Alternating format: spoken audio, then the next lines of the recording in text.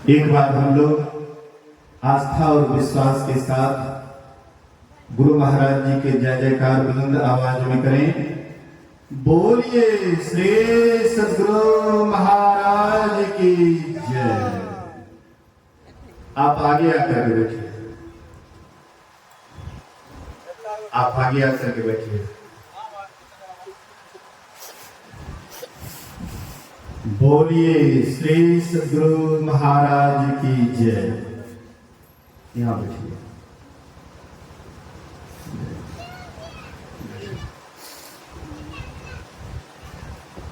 आप जितना ध्यान से सुनिएगा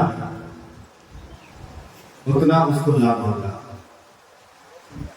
आपसे उनको बहुत लगाव है। आप अग्निदान दिए, आप उनके पुत्र हैं, आपसे ज्यादा उसको लगाव है, जुड़ाव है। इसलिए आप पूरे ध्यान से सुनिए। बोलिए श्री सद्गुरु महाराज की जय। अखंड मंडलाकारं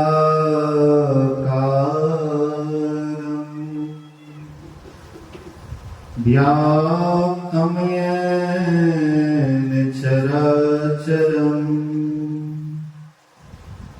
तत्पदं दर्शितं येन तस्मै श्री गुरुवे नमः। धन्य धन्य सतगुरु सुखद महिमा कहे ना जाए। जो कछु कहा तुम्हारी कृपा माते कछु ना वसाए। धर्मानुरागिनी प्यारी जनता, धर्मयी माताओं एवं भक्तिमती बहनों, त्रिदिवसीय संतमत सत्संग का आज तीसरा दिन, अंतिम पाली सत्संग में अंतिम बात को सुन रहे थे। वह अंतिम बात क्या है? सभी प्रकार के दुखों से छुट्टी। हम आप जितने भी हैं सब कोई छुट्टी को पसंद करते हैं। सबको छुट्टी चाहिए, लेकिन संसार में जितनी भी छुट्टियां हैं वे सदा के लिए छुट्टी नहीं है। एक ऐसी भी छुट्टी है जो सदा के लिए छुट्टी हो जाता है। एक स्कूल में क्लास चल रहा था, अंतिम क्लास चल रहा था, ललित कला का विषय था। शिक्षक सभी विद्यार्थियों से कहते हैं कि जिनको जो चित्र पसंद है वह चित्र बना करके दिखाएं। तो जिस विद्यार्थी को जो जो चित्र पसंद हुआ वह बना बना करके दिखाने लगे। एक विद्यार्थी सादा कागज ले जाकर के सर जी के पास जमा कर दिए। तो सर जी पूछते हैं कि तुमको कोई चित्र पसंद नहीं है? बोले कि जो चित्र हमको पसंद है उसका तस्वीरें नहीं बनता है। बोले क्या तुमको पसंद है? बोले कि सर जी छुट्टी, हमको छुट्टी पसंद है। छुट्टी का चित्र कैसे बनाएंगे? मेरे समझ की बाहर की बात हो रही है, इसीलिए उसका चित्र नहीं बन रहा है। ये छुट्टी, सब आदमी छुट्टी को पसंद करते हैं। इसलिए महापुरुष कहते हैं कि तुम ये जो छोटे छोटे छुट्टी को तुम पसंद करते हो, ये सदा के लिए नहीं है। एक ऐसी भी छुट्टी है जो सदा की छुट्टी हो जाती है, शरीर और संसार से। हम शरीर और संसार में बंधे हुए हैं। जितने भी हम देखते हैं मनुष्य या कोई भी जीव जंतु है, शरीर संसार में बंधा हुआ है। और ये शरीर संसार में बंधने के ही कारण आवागमन में पड़े हुए हैं। यह जब तक शरीर का बंधन रहेगा तब तक संसार का बंधन रहेगा और तब तक आवागमन का बंधन रहेगा। इसलिए शरीर से जो छूटा वह संसार से भी छूटा। तो शरीर से कैसे छूटिएगा? तो लोग सोचते हैं कि जब हमारी मृत्यु होगी तो हम शरीर से छूट जाएंगे। या कुछ ऐसे भी लोग हैं जो मन में विचारते हैं कि कोई विशेष टेंशन होने के कारण जब जहर खा लूंगा या फांसी में लटक करके मर जाऊंगा, ये रेलगाड़ी में कट करके मर जाऊंगा, तो शरीर से छुट्टी हो जाएगी। संत महात्मा कहते हैं इस तरह से छुट्टी से तुम्हारी छुट्टी नहीं होगी। साधारण मृत्यु में एक शरीर छूटता है, जिसको हम लोग कहते हैं स्थूल शरीर। 5 तत्वों के मिलन से जो शरीर बना है, इसका नाम है स्थूल शरीर। स्थूल शरीर ही केवल है ऐसी बात नहीं है। स्थूल शरीर के अंदर में सूक्ष्म शरीर है। सूक्ष्म शरीर के अंदर कारण शरीर है। कारण शरीर के अंदर महाकारण शरीर है। और अंत में एक शरीर और है जिसको कैवल्य शरीर कहते हैं। ये 5 शरीर के अंदर हम आप पड़े हुए हैं। तो जब आपका साधारण मृत्यु होता है, केवल एक ही शरीर छूटता है और यह जीवात्मा सूक्ष्म शरीर के साथ ये अनेक लोकांतरों में जाते हैं। जिस प्रकार का किया हुआ कर्म है, इस तरह से उस कर्म को भोगने के लिए वह स्वर्ग या नरक ऐसे कई जगह जाते हैं और फिर कर्मानुसार इस संसार में आना पड़ता है। इसलिए संतों ने कहा कि जो आवागमन का जड़ है, ये जो शरीर पर शरीर पड़ा हुआ है, कहते हैं इस शरीर से निकलो। तो इस शरीर से कैसे निकलोगे? क्या संसार में कोई उपाय है शरीर से निकलने के लिए? कहते नहीं। जीते जी जो शरीर से निकलने के लिए जान गया, वही शरीर छूटने के बाद मुक्त हो सकता है। जो शरीर में रहते हुए और शरीर से निकलने का मार्ग नहीं जाना, तो वह संसार में ही, शरीर में ही पड़ा हुआ रहता है, आवागमन में ही पड़ा रहता है। एक कहानी मैं कहता हूं, बोलिए श्री सद्गुरु महाराज की जय। इसको समझाने के लिए मैं एक कहानी कहता हूं। हम आप जिधर की बड़ाई सुनते हैं, मन उधर मुड़ता है। आप हम संगीत की बड़ाई विशेष सुनेंगे तो संगीत की ओर मन मुड़ेगा। कल चल रहा था, कह रहे थे एक मंगल और गाइए और एक मंगल गाइए, तो संगीत बेसी सुनिएगा तो मन आपका संगीत की ओर मुड़ जाएगा। ध्यान संबंधी बात को अधिक सुनिएगा तो ध्यान की तरफ मन मुड़ेगा। जिस बात को आप अधिक सुनिएगा, मन आपका उधर मुड़ेगा। लेकिन कहीं भी आपका जो मन मुड़ रहा है, उसके पहले बढ़िया से सोचिएगा कि हम किधर जा रहे हैं और इससे हमको लाभ क्या होने वाला है। संगीत कितना हो सुन लीजिए, लेकिन आप मोक्ष नहीं पाइएगा। संगीत से तत्काल सुख मिलता है, लेकिन ये ज्यादा देर तक नहीं टिकता है। कुछ देर के बाद संगीत समाप्त होगा, आपका मन वैसे का वैसे ही रह जाएगा। लेकिन अगर ध्यान संबंधी बात को गहराई से अगर आप हम लेंगे, गहराई से चिंतन करेंगे, ध्यान साधना में जब थोड़ा सा भी सड़क जाएंगे, मन आपका वहां पर इतना आनंदित रहेगा जितना कि कहीं भी रहने से नहीं होगा।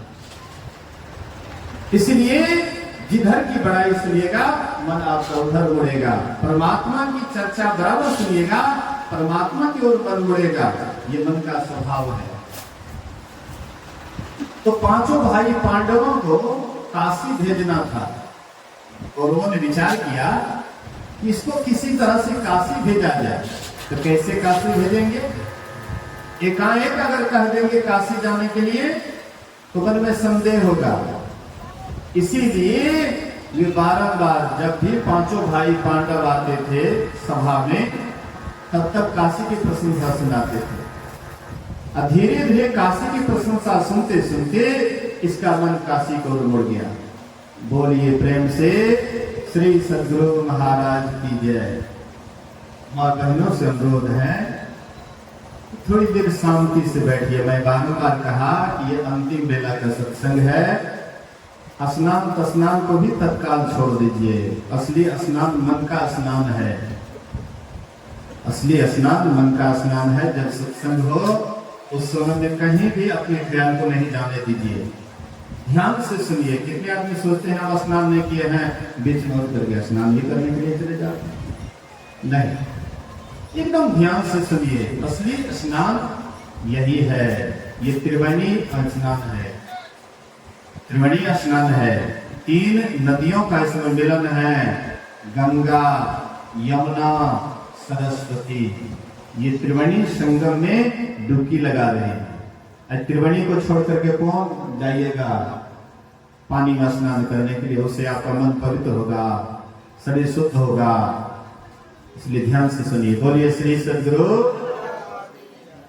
तो काशी की प्रशंसा बराबर सुनाते हैं। एक दिन युधिष्ठिर जी महाराज धृतराष्ट्र से कहते हैं कि बड़े पिताजी मेरी इच्छा है काशी घूमने की। कहते हाँ हाँ जाना चाहिए निश्चित रूप से। दुर्योधन पहले से ही एक मकान का निर्माण करा दिए थे। पहले से ही मकान बना दिए थे कि काशी जाएंगे तो वहां पर ठहरने के लिए इसी मकान में ठहराया जाए। ये जब पांचों भाई पांडव की बात है ना, की छोड़ दे अगरबत्ती है तो दिखाओ दे बैठना सत्संग। बोलिए श्री सद्गुरु महाराज की। तो पहले से ही मकान बना दिया गया था। युधिष्ठिर कहते हैं कि हमको काशी जाना है, तो पहले से ही उधर बना हुआ था विचार। कहते हाँ हाँ निश्चित रूप से जाना चाहिए। तो पांचों भाई पांडव साथ में मां कुंती, ये लोग जब चलने लगे तो विदुर जी मलिच्छ भाषा में बोलते हैं कि कहीं जाना है तो जाना चाहिए। अगर रहने योग्य स्थान हो तो रहना चाहिए और नहीं तो नहीं रहना चाहिए। अब मजबूरी रहना पड़े तो सावधान रहना चाहिए। जंगल में आग लगती है तो सभी जल करके राख हो जाता है, लेकिन बिल में रहने वाला चूहा का बाल भी बाका नहीं हो सकता है। रात में नक्षत्र तारा के द्वारा दिशा का ज्ञान करते हैं और दिन में सूर्य के द्वारा ज्ञान करते हैं। आदि आदि बातों से संकेत कर दिए। युधिष्ठिर जी महाराज मलिच्छ भाषा को जानते थे। ये यहां से गए, उस मकान में ठहराया गया। भीम से कहते भीम भैया देखो ये मकान कौन सी का बना हुआ है। भीम का ज्ञान शक्ति बहुत तेज था। गुरु महाराज का ज्ञान शक्ति बहुत तेज था। जब महर्षि शाही स्वामी जी महाराज ये सुपारी लौंग इलायची वगैरह खाते थे, जब ये 2 मंजिला पर से उतरते थे तो गुरु महाराज जी जान जाते थे। एक दिन ऐसे ही आए, पूज्य बाबा प्रणाम किए तो गुरु महाराज कहते हैं कि जब आप आने लग जाते हैं तो हम जान जाते हैं कि आप आ रहे हैं। तो पूज्य बाबा कहते हैं कि हुजूर के लिए कौन बड़ी बात है, हुजूर तो त्रिकालदर्शी हैं, सब कुछ जानने वाले हैं। ये सब तो कोई बड़ी बात है नहीं। कहते नहीं ऐसी बात नहीं है, आप जो लौंग इलायची सौंफ सुपारी वगैरह खाते हैं ना, वह सुगंध हमको पता लग जाता है कि आप आ रहे हैं। मतलब गुरु महाराज जी का घ्राण शक्ति बहुत तेज था। ऐसे भीम का भी घ्राण शक्ति तेज था। कहते भैया देखो ये कौन सी का मकान बना है।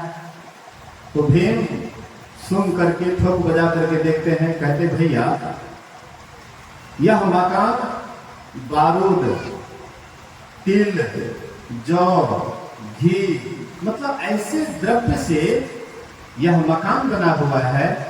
आग छुआने की देरी है, जलने में देर नहीं लगेगा। बोले कि और कुछ देखा? बोले कि एक जगह फोफला देखा। बोले कि अच्छा ठीक है। ये लोग दिन में शिकार के बहाने जाते थे जंगल, रास्ता ढूंढते थे कि किस रास्ता से कैसे निकलेंगे। होते होते वह अंतिम रात था जिस रात को आग लगाया जाता है। आग लगने वाला था, उस रात को पता लगा लिए और उसी रात में वह सुरंग होकर के चारों भाई और उसकी मां निकल जाती है। भीम से कहते हैं आग लगा दो। भीम आग लगा देते हैं, मकान जलने लग जाता है।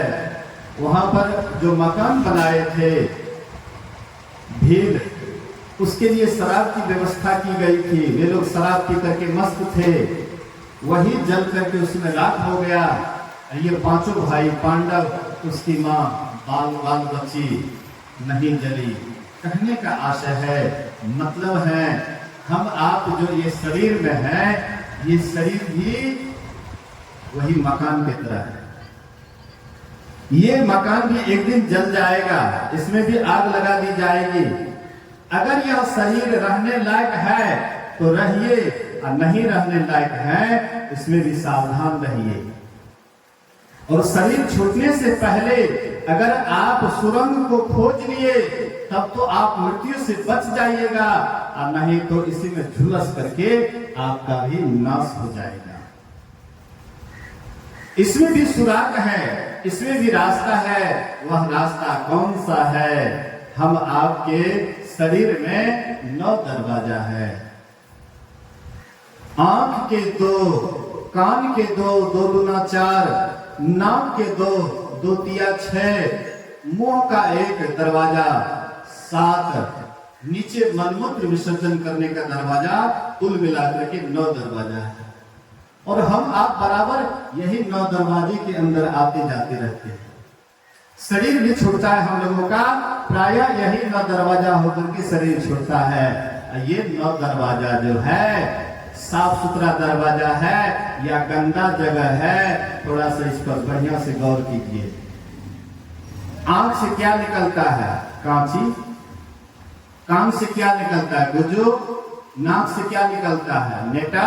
मुंह से क्या निकल रहा है? खखार। नीचे वाला दरवाजा को तो छोड़ ही दीजिए। मतलब ये 9 दरवाजा और पवित्र दरवाजा है। गुरु महाराज कहते हैं तनय नवै द्वार हो रामा, अति ही मलिन हो ठामा। मलिन मतलब अपवित्र, गंदा। ये 9 दरवाजा है, वो गंदा दरवाजा है। और शरीर प्रायः जब हम आपका छूटता है तो यही 9 दरवाजा होकर के शरीर छूटता है। और 9 दरवाजा होकर के शरीर छोड़िएगा तो सीधे नरक में जाइएगा, कोई आपको बचा नहीं सकता है। इसलिए एक दरवाजा और है जो बिल्कुल पवित्र है, बिल्कुल साफ सुथरा है। वह दरवाजा से कोई गंदगी नहीं निकलता है।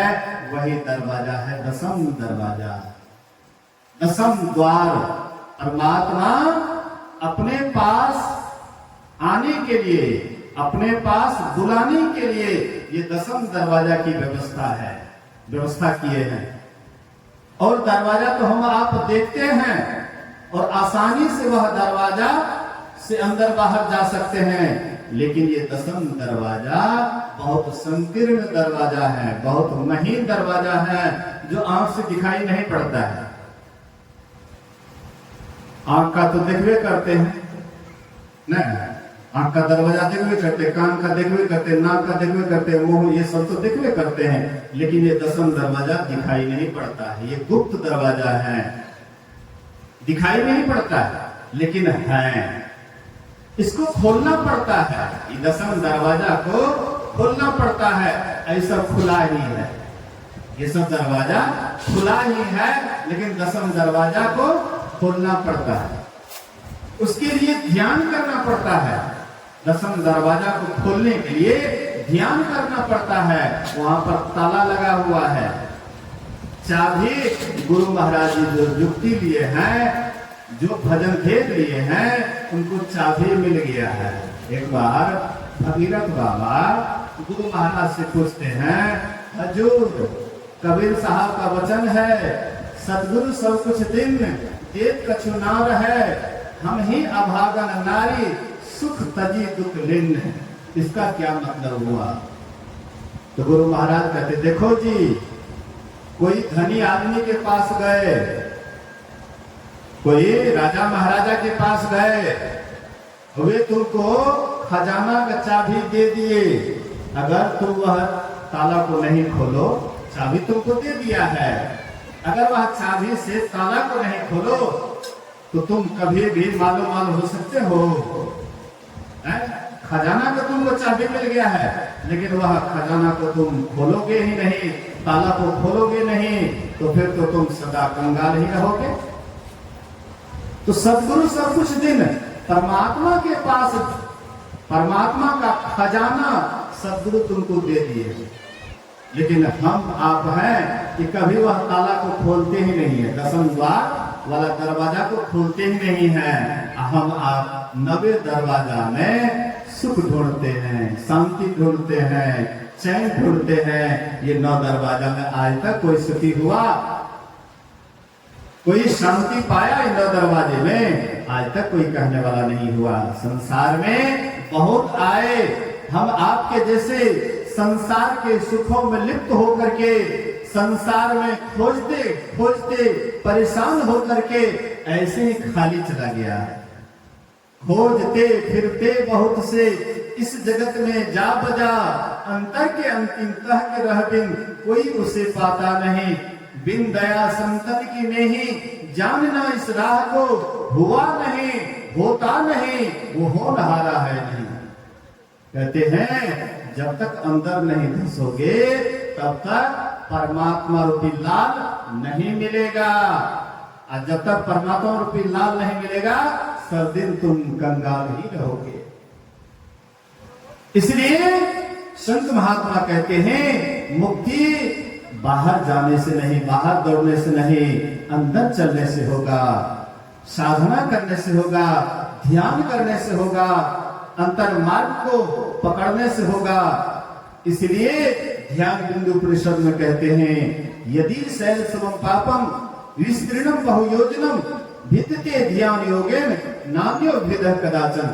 कई योजन तक पहाड़ के समान यदि पाप राशि हो, वह भी ध्यान योग से नष्ट हो जाता है। इसके समान पापों का नाश करने वाला आज तक कुछ नहीं हुआ है। हम आप सोचते हैं कि हम पवित्र हो जाएं, लेकिन पवित्र कैसे होंगे? अगर अपवित्रता की तरफ पैर बढ़ाएंगे और सोचेंगे पवित्र हो जाएंगे, कैसे होंगे? इसके लिए महापुरुष कहते हैं अंतर यात्रा करो, अपने भीतर में चलो, अंदर में चलो, तुम्हारे अंदर में सारा सुख सुविधा भरा हुआ है। बाहर से कुछ लेने की आवश्यकता नहीं है, अंदर सारी व्यवस्था की हुई है। इसलिए अंदर चलो। हम आप अभी सुन रहे थे मुक्ति को उपनिषद से। हनुमान जी भगवान राम से पूछते हैं कि मुक्ति कैसे हो, यह जीव का मुक्ति कैसे हो? राम भगवान 4 प्रकार की मुक्ति का वर्णन किए, सालोक्य, सामीप्य, सायुज्य, सारूप्य। ये 4 प्रकार की मुक्ति। सालोक्य उपासदेव के लोक की प्राप्ति। जैसे मान लीजिए कोई विष्णु भगवान की उपासना करते हैं, आराधना करते हैं, तो वह उनके मन में होता है कि हम वैकुंठ चले जाएं। कोई शिव जी की उपासना करते हैं तो उनके मन में होता है शिवलोक की प्राप्ति हो जाए। कोई ब्रह्मा जी की उपासना करते हैं तो ब्रह्मलोक की इच्छा करते हैं। तो आप जिसकी उपासना करते हैं उस लोक में चले जाना, ये सालोक्य मुक्ति है। सामीप्य, उपास्य देव की समीपता प्राप्त करनी, नजदीकी, नजदीक हो जाना, उनके नजदीकी हो जाना, ये है सामीप्य मुक्ति। सारूप्य मुक्ति, उपास्य देव के समान अपना रूप बना लेना, सारूप्य मुक्ति। सायुज्य मुक्ति मतलब उपास्य देव के शरीर के साथ एक हो जाना, सायुज्य मुक्ति। लेकिन राम भगवान कहते हैं ये असली मुक्ति नहीं है, इसमें शरीर रह ही जाता है। जिस मुक्ति में शरीर रह जाता है वह असली मुक्ति नहीं है। मुक्ति असली वह है जिसमें कोई शरीर नहीं रहे, सभी शरीरों से छुट्टी हो जाए। तो सभी शरीरों से छुट्टी कैसे होगी? तो कहते हैं कि एक ही वह है, वह है कैवल्य मुक्ति। कैवल्य मुक्ति, और ये कैवल्य मुक्ति के लिए बाहरी उपासना की कोई खास आवश्यकता नहीं है। कहते हैं हे अवंतनय, अति यत्नवान होकर के अंतर ज्योति की खोज करो, भीतर के प्रकाश की खोज करो। तुम्हारे अंदर में परमात्मा की ज्योति है, तुम्हारे अंदर में परमात्मा का शब्द है। उस अंतर प्रकाश की खोज करो। उस अंतर प्रकाश की खोज करने के लिए चित्ररूप वृक्ष के दो बीज हैं, एक है वासना और दूसरी है प्राण स्पंदन और दूसरी है वासना। कहते दोनों में से एक को छीन करने से तुम शांति अवस्था को प्राप्त करोगे। तो हम आप जब ध्यान करते हैं नहीं, ध्यान के द्वारा वासना से ऊपर उठने का कोशिश करते हैं। और ये कहा हठयोग, जिसमें श्वास को रोक करके, जबरदस्ती श्वास को रोक करके मन को बस में करने का कोशिश करते हैं, चित्त को स्थिर करने का कोशिश करते हैं। लेकिन हठयोग सबके बस की बात नहीं है। हठयोग में जबरदस्ती श्वास को रोका जाता है, वह सबसे करने योग्य नहीं है। गार्हस्थ जीवन में रहते हैं, उतना संयम नियम से नहीं रह पाते हैं, इसलिए हठयोग सबके लिए नहीं है, लेकिन राजयोग सबके लिए है। राजयोग में तो इतना आसान है, राज में ही राज, जोग में ही जोगी, तप में तपेश्वर, गृहस्थ में ही भोगी, ध्याय ध्याय भक्ता सुख पाया, नानक तिसु पुरुष का किन अंत न पाया। गुरु नानक देव कहते हैं राज में ही राज। एक राज्य करते हुए राजा भी ध्यान कर सकते हैं। जोग में ही जोगी, एक जोगी भी ध्यान करके परमात्मा को प्राप्त कर सकते हैं। तप में तपेश्वर, एक तपस्वी भी ध्यान साधना करके परमात्मा को पा सकते हैं। गृहस्थ में ही भोगी, घर गृहस्थी में रहते हुए, बाल बच्चे का लालन पालन करते हुए, धन संपत्ति की रक्षा करते हुए ध्यान करके परमात्मा को पा सकते हैं। कितना आसान काम है, कितना आसान काम है। लेकिन हम लोगों को लगता है कि बड़ा भारी काम है। ध्यान का नाम सुनते ही लगता है कि कपार पर कितना बोझ आ जाता है। ध्यान तो बिल्कुल सरल साधन है, बिल्कुल आसान साधन है। लेकिन जानेंगे तब न जोगी जोग से ध्यावे, न तपसी देह जरवावे, असहज में ध्यान से पावे, सुरत का खेल जही आवे। केवल ख्याल को कैसे रखेंगे, कहां रखेंगे, इतना अगर आप समझ जाइएगा तो आप कोई भी काम करते रहिएगा, आपका ध्यान इधर उधर नहीं जाएगा। काम करते हुए भी आप महान बन जाइएगा, परमात्मा को प्राप्त कर लीजिएगा। बहुत ऐसे हमारे देश में हुए कि काम करते करते परमात्मा को पा लिए, दुकानदारी करते करते परमात्मा को पा लिए, हल चलाते चलाते परमात्मा को पा लिए, मोहरीरी का काम करते करते परमात्मा को पा लिए। देखिए तो इससे आसान काम और कोई हो सकता है? लेकिन हम लोग इसको भयावह बना देते हैं। हम लोगों का मन तन तो काम में रहता है लेकिन मन राम में नहीं रह पाता है। इसीलिए गृहस्थ आश्रम में हम रह करके भी परमात्मा को प्राप्त नहीं कर सकते। तन काम में मन राम में, कर्म करे करता नहीं दास कहावे सोए। कर्म करते हैं लेकिन कर्तापन का भाव मन में नहीं आता है, वही परमात्मा का दास कहलाता है। लेकिन हम लोग थोड़ा सा कर्म करते हैं, कहते हम ही करते हैं। जैसे कर्तापन का अहंकार आता है कि हम ही कर रहे हैं, इसीलिए आप कभी परमात्मा की तरफ नहीं जा पाते हैं। सब कुछ समर्पण कर गुरु की सेवा करनी चाहिए।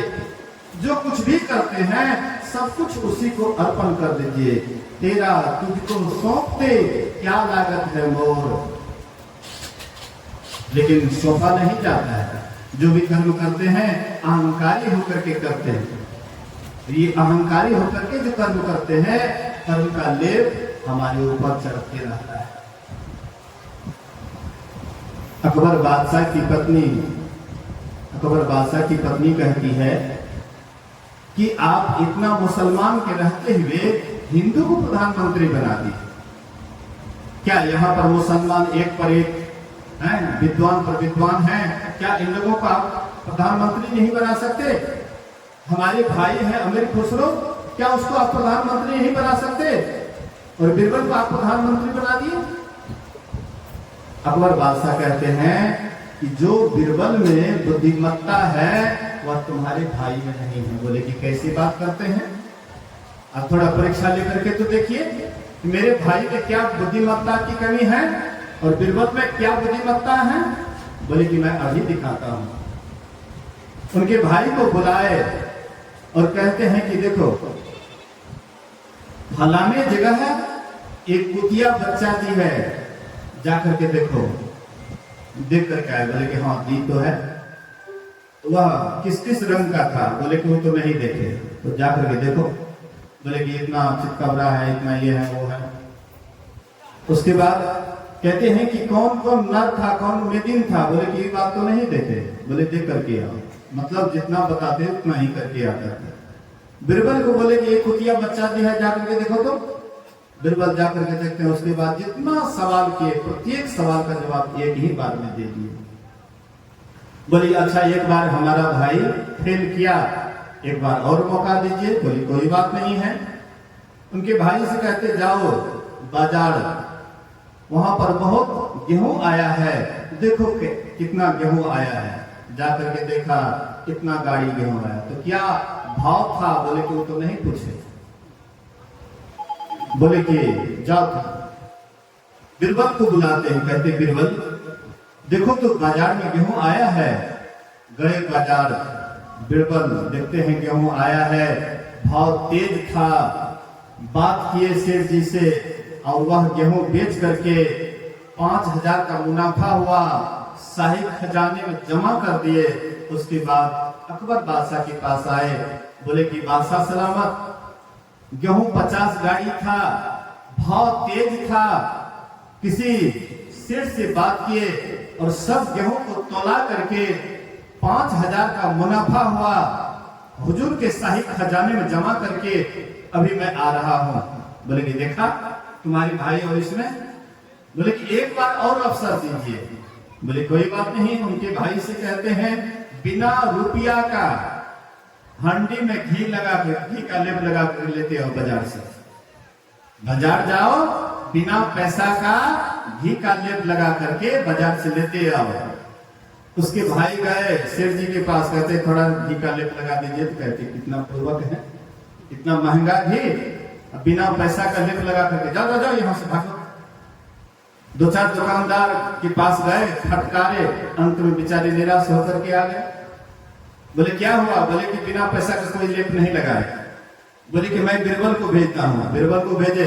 बोले कि जाओ बीरबल, बिना पैसा का घी का लेप लगा करके हंडी में लाना है। बोले कि ये कौन बड़ी बात है, अभी तुरंत आता हूँ। गए एक सेठ जी से कहते हैं 2 किलो घी दीजिए। बोले कि हाँ लो लो कोई बात नहीं, तोल करके दे दिए। बोले कि देखिए घी का परख हम नहीं जानते, मेरी पत्नी लेकिन घी को परखने में माहिर है।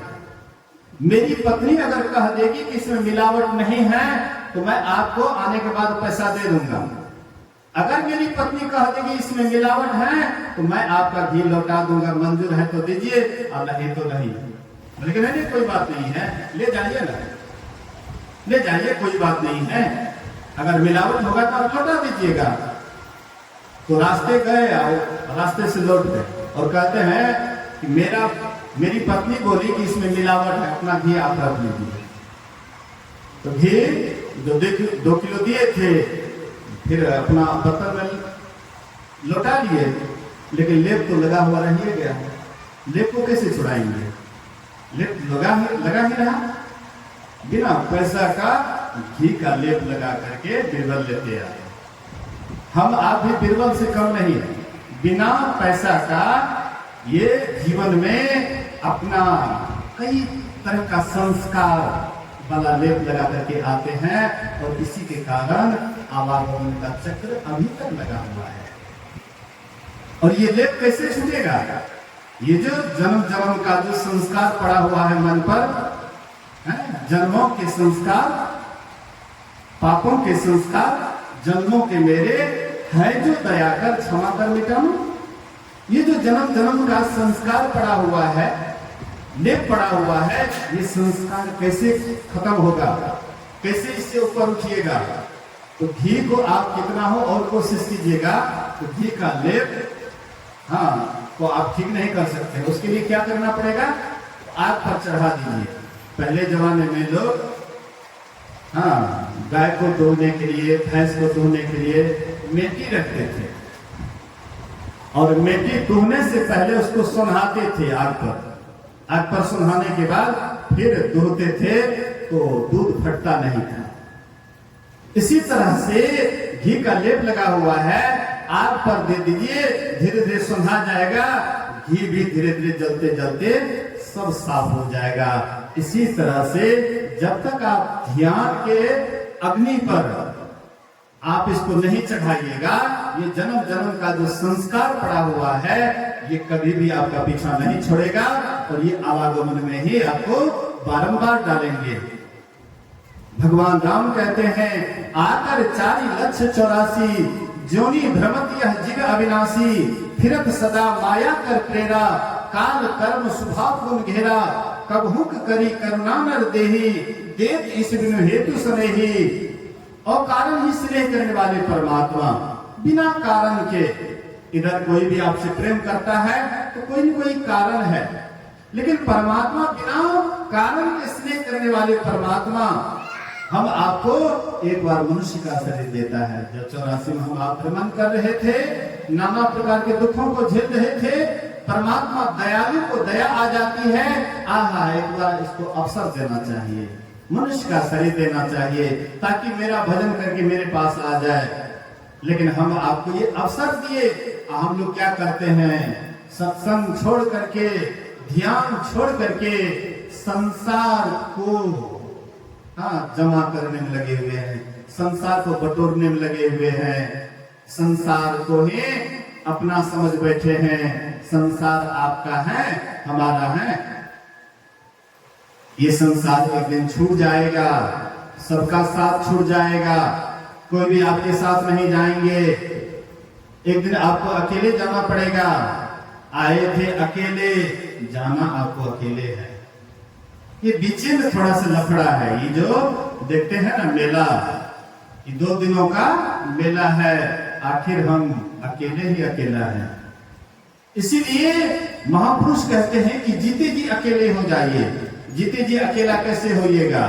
अभी हम शरीर में हैं, शरीर के साथ मन है, बुद्धि है, अहंकार है, 4 अंतःकरण की इंद्रियां हैं, 5 ज्ञानेंद्रियां हैं, 5 कर्मेंद्रियां हैं, 14 इंद्रियों के अंदर यह जीवात्मा है।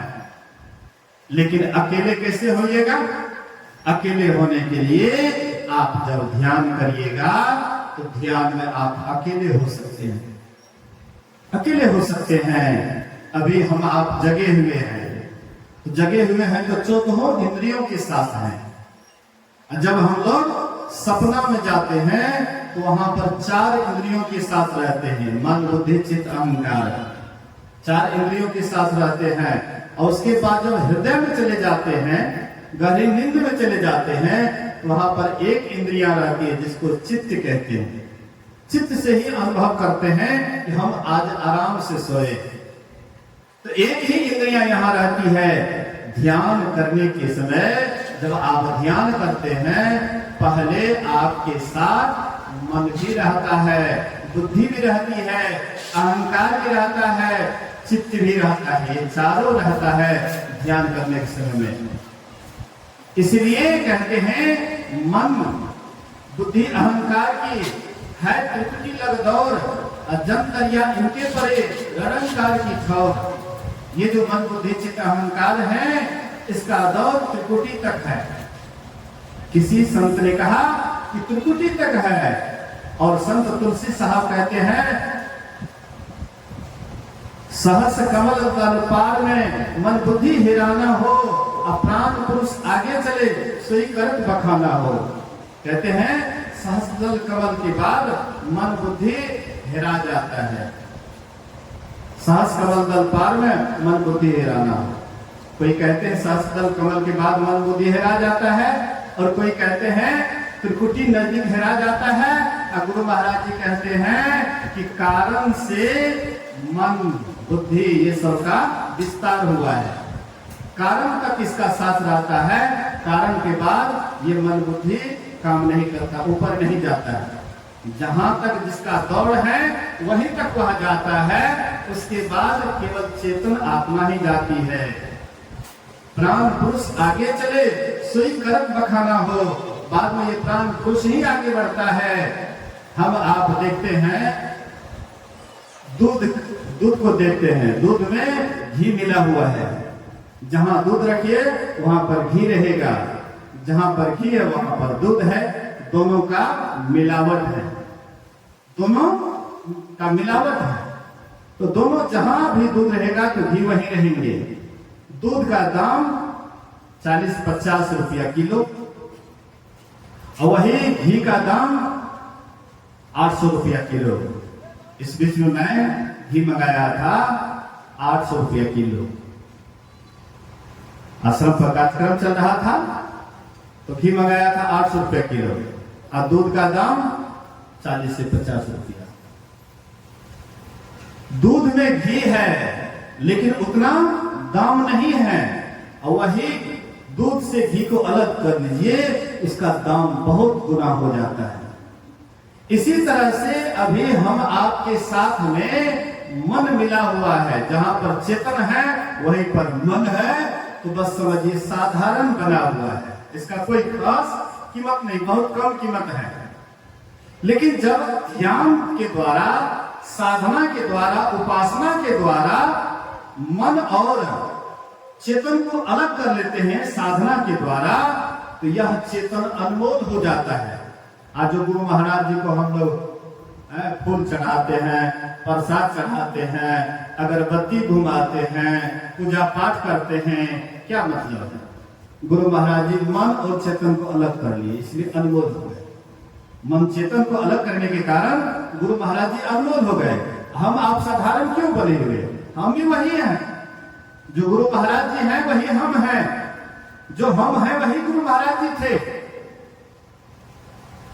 राम भगवान हनुमान से कहते हैं, हे हनुमान, हम में और तुम में क्या फर्क है? बोले कि शरीर से आप हमारे स्वामी हैं और हम आपके सेवक हैं, यही फर्क है कि आप हमारे स्वामी हैं, हम आपके सेवक हैं शरीर से। और अगर तत्व रूप से कहा जाए तो जो आप हैं वही हम हैं, आप में और हम में कोई अंतर नहीं। तो सबके अंदर वही एक परमात्मा है, वही एक ईश्वर है। वह ईश्वर परमात्मा सबके अंदर में है, लेकिन जो उसको ध्यान के द्वारा, ध्यान के मथाने से मत करके अपने को अलग कर लेते हैं और मन को अलग कर लेते हैं, वही हो जाता है परमात्मा मिलकर के एक हो जाते हैं। इसलिए संत महात्मा कहते हैं इसके लिए अंतर साधन करना पड़ेगा, ध्यान करना पड़ेगा। गुरु जुक्ति से जो ध्यान करेंगे, अंदर में जाएंगे, उसी को पता लगेगा। एक नाम का जप, एक रूप का ध्यान सबको करना चाहिए। हालांकि बाबा साहब नाम रूप की उपासना नहीं बतलाते थे, केवल डायरेक्ट दृष्टियों की क्रिया बतलाते थे। लेकिन गुरु महाराज जी दोनों को जोड़ दिए। अति पावन गुरु मंत्र, मन ही मन जाप जपो, उपकारी गुरु रूप को मानस ध्यान थपो। अगर हम काम करते हैं, काम करते हुए भी हम प्रभु का स्मरण कर सकते हैं। तन काम में, मन राम में, कर्म करे करता नहीं, दास कहा। वैसे कर्म करते हुए आप नाम जप सकते हैं। गांव भर में कुछ लोग चर्चा करते हैं कि फलाना डाइन है, फलाना ओझा है। ये डाइन क्या होती है? डाइन और पवित्र मंत्र को जपती है, इसलिए वह डाइन कहलाती है। अब पवित्र मंत्र को जपने वाला वह ईश्वर का भक्त कहलाता है। परमात्मा का जो नाम जपते हैं वह भक्त कहलाता है। और जो अपवित्र भूत प्रेत की उपासना करते हैं, उसका नाम जपते हैं, उसी को डाइन जोगिन कहते हैं। उससे उसका मन मैला होता है, और पवित्र मंत्र का जप करने से आपका मन मैला होता है। 84 लाख योनियों का चक्कर लगता है। डाइन जोगिन, ओझा गुनी, ये सब कभी मुक्त नहीं हो पाता है। वही आप पवित्र मंत्र का जप करते हैं, धीरे धीरे आप मोक्ष की तरफ जाते हैं। इसलिए एक नाम का जप कीजिए, एक रूप का ध्यान कीजिए। कोई नाम बड़ा या कोई नाम छोटा नहीं है। दादू सृजनहार के कहते नाम अनंत, चित आवे सो लीजिए, यह सुमरे साधु संत। जो आपको नाम का जप बतलाया, वही नाम का जप कीजिए। ये कभी मत सोचिए ये नाम छोटा है, ये नाम बड़ा है। एक ही परमात्मा है और उसी का अनेक नाम है, तो बड़ा छोटा कैसे हो गया? राम बड़े हो गए, गुरु छोटे हो गए हैं? अरे एक ही आदमी है और उसी का बहुत नाम है, तो बड़ा छोटा कहां से हो गया? इसलिए अटल विश्वास रखिए, एक नाम पर पूरा विश्वास रखिए। ये जो नाम है परमात्मा का नाम है, और पूरी श्रद्धा के साथ उसका जप कीजिए। अगर एक नाम का आप बढ़िया से जप कर लीजिएगा, तो आप बहुत बड़ा का काम कर लीजिएगा। एक नाम का जप करने से वह रूप आपके सामने आता है, जो नाम का आप बराबर जप करते हैं, दिन रात जिसका ख्याल करते हैं, जिस नाम को जपते हैं, वह रूप आपके सामने में आ जाता है। अगर ये काम आपने कर लिया, बहुत बड़ा काम कर लिया। संत तुलसी साहब कहते हैं, दर्शन उनके उर्वाही करे बड़ भागी, अब तिनके तरने की नाव किनारे लागी। अपने इष्ट के मूर्ति का हूबहू वही दर्शन करते हैं जो बराबर नाम जाप करते हैं। तो नाम जाप कीजिए, उसके बाद रूप ध्यान कीजिए, और तब दृष्टियों की क्रिया कीजिए। दृष्टियों की क्रिया में बहुत आदमी आंख पर जोर लगाते हैं। आंख पर जोर नहीं लगाना है, केवल देखने के ढंग से देखना है। लखत लखत लखी पड़े अकटे जम फंद है। आप देखते देखते आपको वह दिखाई पड़ेगा जिसको आपने कभी नहीं देखा है। आप जब धूप से अचानक अपने घर में प्रवेश कीजिए, तो लगेगा कि अंधेरा के जैसे। घर में अगर बिजली बत्ती नहीं जल रही है और अचानक आप धूप से एकाएक घर में जाइएगा, तो बिल्कुल अंधेरा जैसे लगता है, कुछ दिखाई नहीं पड़ता है। वही रूम में अगर आप कुछ देर जब रुक जाते हैं, तो धीरे धीरे धीरे धीरे वो घर में कहाँ पर बेडशीट है, कहाँ पर कुर्सी है, कहाँ पर टेबल है, धीरे धीरे सब कुछ दिखाई पड़ने लग जाता है। इसी तरह से आप जब ध्यान करते हैं, आंख बंद करते हैं, आंख बंद करने के बाद कुछ भी दिखाई नहीं पड़ता है, बिल्कुल कुछ नहीं दिखाई पड़ता है। और जब आप वहीं पर ठहर जाते हैं, जहां पर आप देखना चाहते हैं, वहीं पर अगर आप ठहर जाते हैं और गौर से जब देखने लग जाते हैं, आपका ख्याल जब इधर उधर नहीं जाता है, वही अंधकार धीरे धीरे फट जाता है और तब आपके अंदर में प्रकाश हो जाता है। और वह प्रकाश हम आपका बनाया हुआ नहीं है, स्वयं परमात्मा का ही वह ज्योति है, प्रकाश है। उस प्रकाश को जो देख लेते हैं, समझ जाइए परमात्मा के सूक्ष्म रूप का दर्शन कर लिए। फिर वहीं पर विविध भांति के दर्शन होते हैं। कभी बिजली की छटक, कभी तारे दिखाई पड़ता है, कभी भुरुभुआ तारा दिखाई पड़ता है, कभी चंद्रमा दिखाई पड़ता है, कभी सूर्य दिखाई पड़ता है, और इस तरह से अंत में परमात्मा का शब्द भी सुनाई पड़ता है। और उसमें बड़ा आकर्षण हो, उस शब्द में बहुत आकर्षण होता है। परमात्मा ही जब शब्द करने वाले हैं, आवाज करने वाले हैं, उसमें कितना मिठास होगा। उस आवाज को जब सुनते हैं, आप परमात्मा की तरफ खींचे चले जाते हैं। बड़ा आनंद है उस शब्द में। भजन में होत आनंद, आनंद भजन में होत आनंद, आनंद बरसत विशद हमी के बादर, बरसत विशद हमी के बादर, भिंजत है कोई संत भजन में होत आनंद, आनंद। भजन में बहुत आनंद होता है, वहां से हटने का मन नहीं करता है, इतना आनंद होता है। भगवान बुद्ध के एक शिष्य थे, नंद। बोलिए श्री सद्गुरु नंद नाम के एक मौसेरा भाई थे। उनके यहाँ निमंत्रण मिला भोजन ग्रहण करने के लिए, तो भगवान बुद्ध गए वहां पर। निमंत्रण पाने के बाद उनकी पत्नी कहती है कि थोड़ा भगवान को आदर दीजिए, भगवान जा रहे हैं, इसको आदर दीजिए। तो भगवान का भिक्षा पात्र ले लिए नंद और पीछे पीछे चलने लगे। भगवान बुद्ध ने उसको लौटने के लिए नहीं बोले, अबे भी लौटे नहीं, जब बोले नहीं लौटने के लिए तो कैसे लौटेंगे।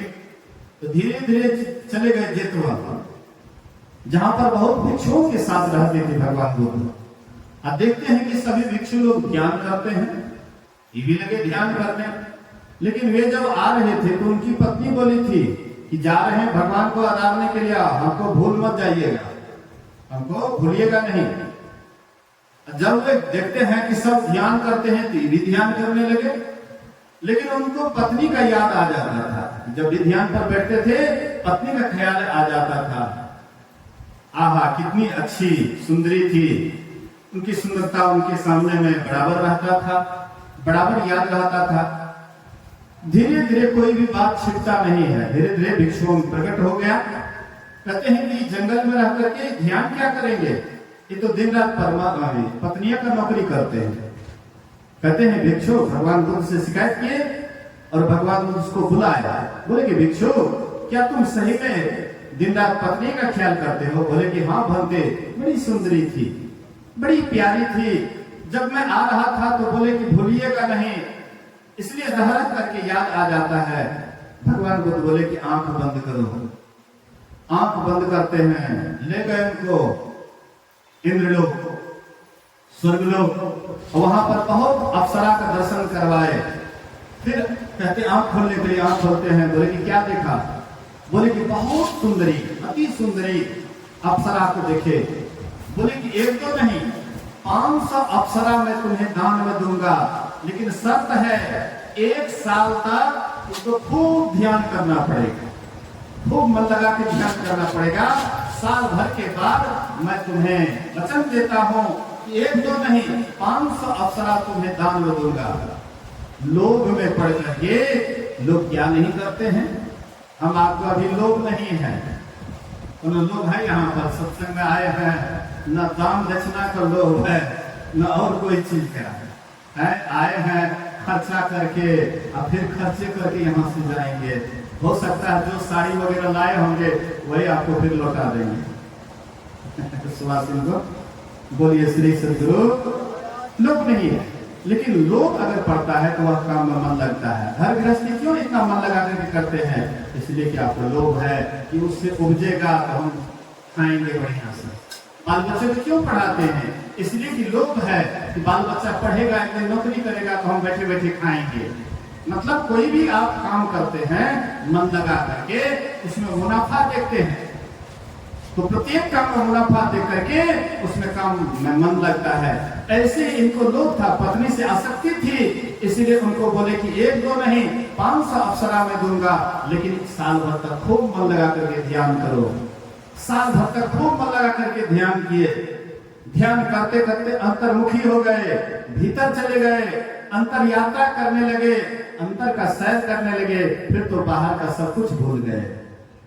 साल भर के बाद भगवान बुद्ध कहते हैं, मैंने तुम्हें वचन दिया था कि 500 अप्सरा मैं तुम्हें दान में दूंगा, आंख बंद करो, तैयार हो जाओ। नंद चरण पर गिर गए भगवान बुद्ध के और कहते हैं, प्रभु भंते हमको नहीं चाहिए।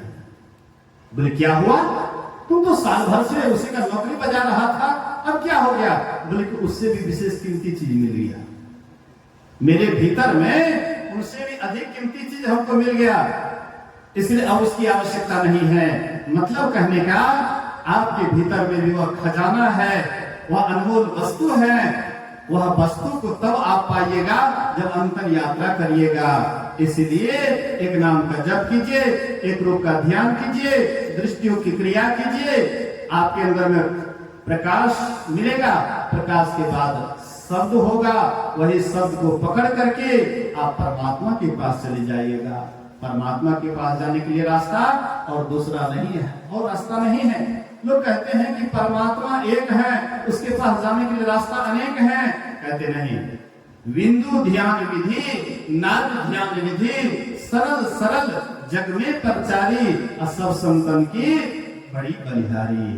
मतलब सभी संतों की यही बलिहारी है कि एक ही रास्ता है, वह है बिंदु और नाद। जो अपने अंदर में बिंदु का भेदन करते हैं, उसी के अंदर में नाद लिंग उपस्थित होता है। वही नाद लिंग परमात्मा का आवाज है। उसी आवाज को सुन करके परमात्मा के पास चले जाते हैं, तब आपका सदा के लिए आप आवागमन से छूट जाते हैं।